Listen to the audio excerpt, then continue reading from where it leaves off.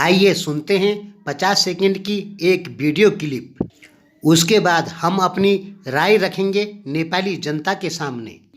हमारी जो राय है आप जरूर सुनिए। पहले सुनिए इस 50 सेकंड की वीडियो क्लिप।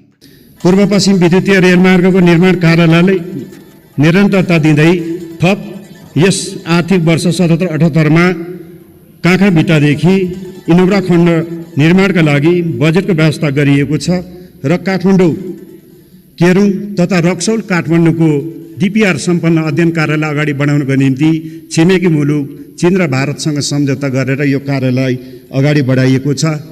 2वटा रेलको खरिद प्रक्रिया सम्पन्न भई रेल निर्माण कार्य समेत सम्पन्न भएको छ। यस आउने वर्ष 77-78 आर्थिक वर्षभित्र नेपालको झण्डा फहराएर त्यो रेल जयनगर र जनकपुरमा सञ्चालन गर्ने बेहोराको निम्ति जानकारी गराउँदै त्यसमा आवश्यकीय रकमहरू विनियोजन गरिएको कुराहरू। नेपाल को भारत का विरोध बिल्कुल नहीं करना चाहिए, क्योंकि जब तक भारत है तब तक नेपाल के पास आशाएं हैं, उम्मीदें हैं, विकास करने के सपने हैं। लेकिन यदि नेपाल के पास भारत नहीं रहेगा तो नेपाल किस बेस पे विकास करेगा।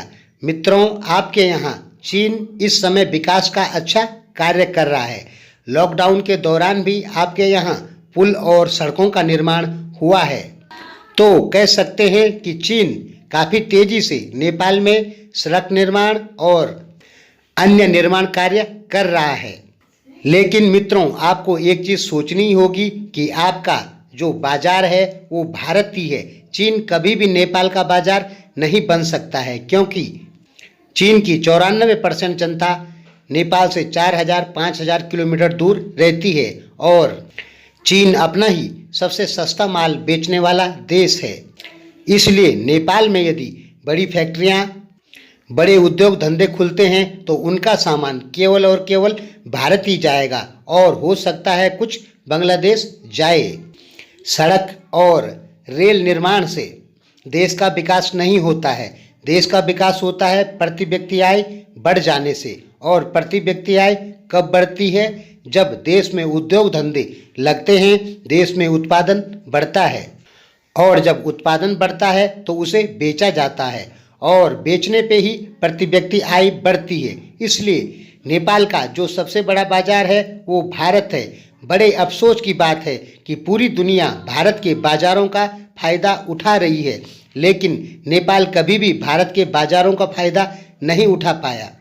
नेपाल के संबंध यदि भारत से अच्छे मित्रवत रहते हैं और नेपाल में भारी इंडस्ट्रीज, बड़ी फैक्ट्रियां खुलती हैं तो स्वाभाविक है कि नेपाल का सारा सामान भारत में जाएगा और नेपाल का विकास होगा। किसी भी देश का विकास तभी होता है जब वह देश उत्पादन करता है। कर्जे पे यदि हम पैसा लेके घर बनाते हैं तो हम विकसित बिल्कुल नहीं हैं, क्योंकि हमने वो पैसा कर्जा लिया है।